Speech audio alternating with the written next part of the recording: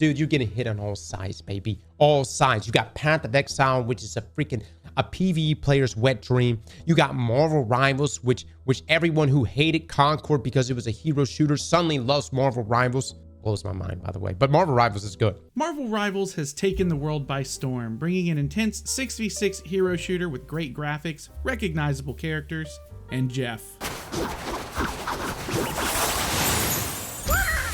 But there was another hero shooter that came out recently and unfortunately failed to capture an audience, resulting in the closure of the studio that made it. That game was Concord. But why did Concord fail when Marvel Rivals has seemingly succeeded? I was one of the 2,300 people on Steam who played Concord in the open beta, so I believe I'm uniquely qualified to at least give a somewhat more educated opinion on the matter. If you've suffered from brain rot and can't be bothered to watch the whole breakdown, the TLDR of this video basically boils down to this. Marvel Rivals succeeds because it's actually fun to play. It's faster, the ultimates and characters are cooler, and most importantly, it's free. Concord is the exact opposite of everything I just said. It didn't add anything new or interesting to the genre. Now, if you want a much more in-depth look at the two games, keep watching. Timestamps have been provided if there's a particular section you want to see. To give some qualifications, I played between 6 and 8 hours of Concord's open beta, and I have around 50 hours in Marvel Rivals at the time of writing this. I do want to address one thing about Concord before moving forward, and it's the culture war. A lot of the discourse around Concord was about the characters,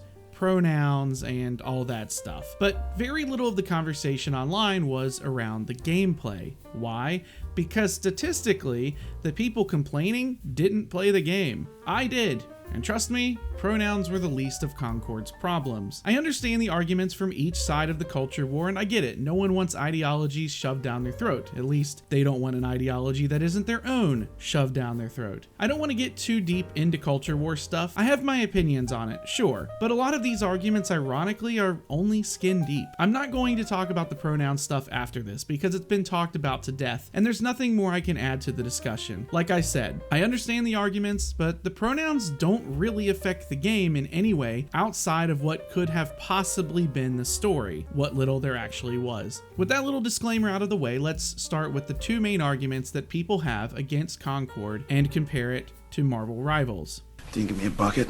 Want something? No, I'm gonna puke. Most of the characters in Concord were hideous and just terribly designed overall. In my video about Concord, I talked about characters needing to be recognizable by only their silhouettes, and for me, Concord didn't even do that very well. Most characters looked fairly identical to one another in terms of silhouette, and once you actually looked at their designs, they were all over the place stylistically. There are people out there who are way better at color theory than I am, who can explain this stuff better than me. All I know is that they were ugly to look at with colors that were fairly muted for a world trying to be so vibrant. Graphically, the game looked great in terms of its fidelity. The maps were nice to look at, but the art style felt bland and boring with very little flair. Marvel Rivals has a lot going for it in the character department. Great silhouettes, great design, and recognizable characters. Using the Marvel IP is nothing but a benefit to this game, and they respect the IP pretty well from what I can tell. Concord had an uphill battle with its characters. It's a no-name world trying to enter into a market dominated at the time by Overwatch. You have to have characters as good or better in quality than Overwatch's if you want to be successful, in my opinion. What did Concord do? It tried to mix Guardians of the Galaxy with a hero shooter, but it didn't land the required amount of charm or style that was needed to make it work. Rivals is very stylized. The characters have a cel-shaded quality to them, with each having a light black outline around them. In terms of aesthetics, simply put, the characters are all hot. The women are hot, the men are hot, especially Groot. It's comic book fantasy turned up to 11. Colors are vibrant to an almost oversaturated point. The maps look fantastic and are fun to play on, not to mention Rivals has destructible environments to change the flow of gameplay and physically change how the maps look. Then there are the skins for both games. Concord's characters had more free unlockable skins at launch than Rivals characters, and it should for the $40 price tag. However, The skins in Concord boiled down to mostly being minimal recolors of the same thing, with the final skin being something a little different. With the art style being as goofy as it was, I can't say that any of the rarer skins were good. Rivals has 2 unlockable base skins for each character. One is a recolor and the other is a rarer skin. Both can be purchased with the blue currency. Then there are skins from the store that you can get which will change based upon whatever they put in there. But all this talk of the store brings up the second main argument that people bring up. Oooweee. What? You see that booty? Concord sold for $40. A hero shooter that's going to be directly competing with Overwatch needs to be free or so darn good that it's worth the price tag. I do believe that people would have paid that price if the game had been a knockout. Concord was neither of those things. Some of the most staunch defenders of Concord, all 5 of them, and they are most likely developers, needed to realize that the game would be competing against a free-to-play Overwatch, whether they liked it or not, and no matter how different the mechanics were. A $40 game with ugly characters is not going to give you a leg up on the competition. In comparison, Rivals is a free game. That's it. That's all there is to it. You can argue about monetization, battle passes, whatever you want. At the end of the day, the game is free and the characters look good. People will check it out. Gameplay will make them stay. So let's move past characters and pricing. Those 2 things may be the first points of entry to a hero shooter and may be the most important parts of the shooter for getting people involved initially, but gameplay is king.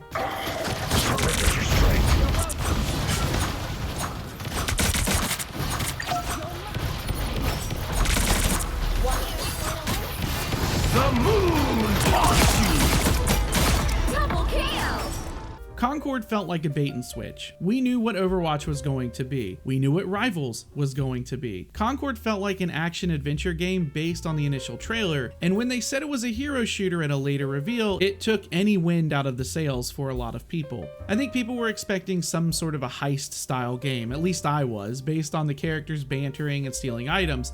But that's not what we got. If there was any heisting to be had, it was in the weekly cutscenes. When I finally played Concord, what I found was a game that was absolutely confused as to what it was trying to be. It never leaned enough in any one direction. In a hero shooter, it's important to have heroes and abilities that can synergize and work together, to have characters who have different roles they play, whether it's explicitly said or not, and of course, everyone is looking for that sweet, sweet ultimate attack. Concord did not have any ultimate attacks. It had very few synergies, and it didn't have any specifically listed roles for the trinity of tank, DPS, and healer. It felt like it was trying to be both an arcade shooter mixed with a hero shooter. Funnily enough, Call of Duty did this exact thing years ago. The problem with Concord's attempt at this is that the game was slow. Excruciatingly slow in most cases. Some characters were faster than others, but the whole game felt like you were trying to run in a dream. No matter who you played, it was slow. There was a crew section where you could put together certain characters that would give you a little crew bonus. One of these bonuses was a speed bonus, but why do I need to go through a whole set of criteria to make the game feel less like crap? Just make it good to begin with. There weren't any specified roles in Concord either, and I had people in my comments getting mad at me because I said that characters fell into those 3 roles anyway. Why would I say that? Well, geez, because the tanky characters had more health and moved slower, the DPS were squishier, faster, and did more damage, and the 2 people who had healing abilities could heal their teammates. It's almost as if they designed characters around the roles in the Trinity anyway. However, even with those characters having those sets of abilities, the game modes didn't reflect any of it. They went with stock standard FPS game modes of Domination, TDM, a TDM variant that's basically kill confirmed, King of the Hill, and then 2 variants of one life modes. There were no escort style modes with a cart or anything of that nature because it seemingly wasn't built around it. You'd have had to rework the characters to make that mode work in Concord. And while I didn't play the one life modes, having watched videos of it, the modes were limited to which characters you could play. If your team won a round, it locked out the characters you used for any rounds after that. This meant that you had to choose a new character after each round you won. For a lot of people, that seemed like a really unfun move. One other issue was that there was no penalty for leaving a game, and Concord would not fill in a new player if a team lost a player. So if you're playing and your team loses 4 players, you'll be down 4 players for the rest of the game.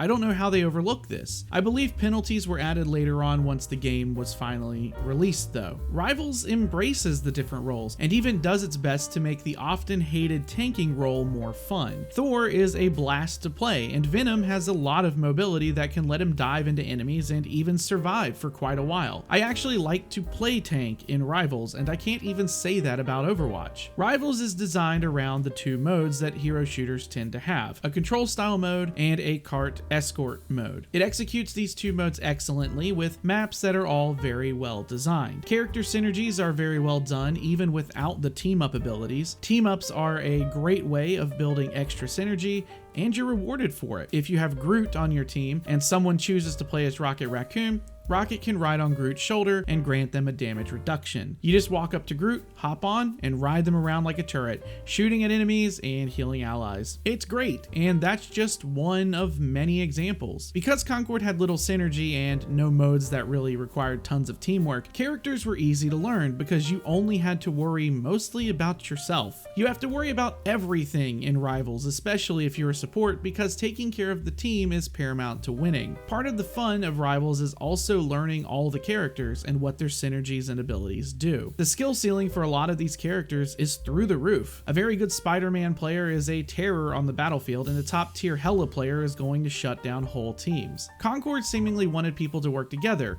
Why else would you have characters that can heal? But they also wanted people to, play like a lone wolf? I'm not sure. Once again, it was a game that came off as confused as to what it wanted to be. Since there were no ultimates and no real roles, people would end up fighting over health packs when they took damage, at least in my games. Oh yeah, by the way, if you wanted to heal, you needed to use a health pack or have a healing character heal you.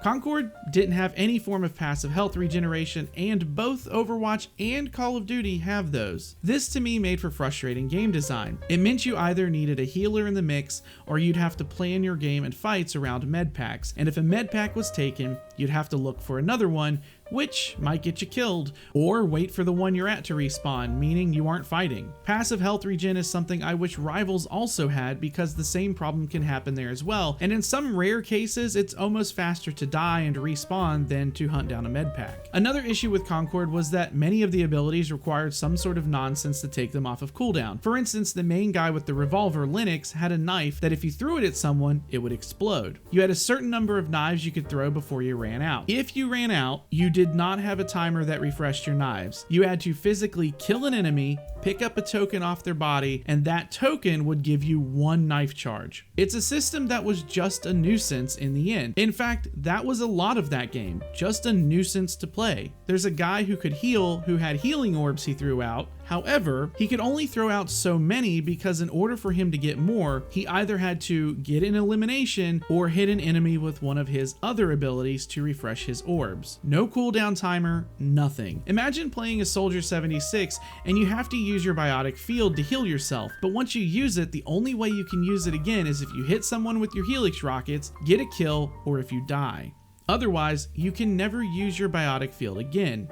It would be awful. Like I said, pronouns were the least of Concord's worries. General gunplay felt okay, but nothing great, and overall it was just an unfun game to play. Maps were okay, but I felt they were too big considering how slow everyone ran. Each game felt like I was running in circles trying to find an enemy to kill because most of the time I was in TDM modes with no real central objective to funnel people towards. In the more objective-based modes, this was a lesser problem. Players had a relatively large health pool as well, so you weren't really getting tons of kills. This means that the game had a lot slower TTK, and you definitely weren't making many cool plays. Whereas in Rivals, knocking out a 6-piece with Iron Man is possible because of his ultimate. Jeff can eat an entire team and throw them off the map to their deaths. There's so much intricate tech that you can learn as a player that makes the game deeper than you'd think at first glance. While it may steal a lot from Overwatch in terms of features, it actually does those features better than Overwatch. For instance, the replay system is freaking amazing and makes the Overwatch viewer look like a joke. Had a game with a cheater but you weren't sure? You can watch the replay of the game and then report the cheater from the replay viewer itself. Oh, that guy's been reported before.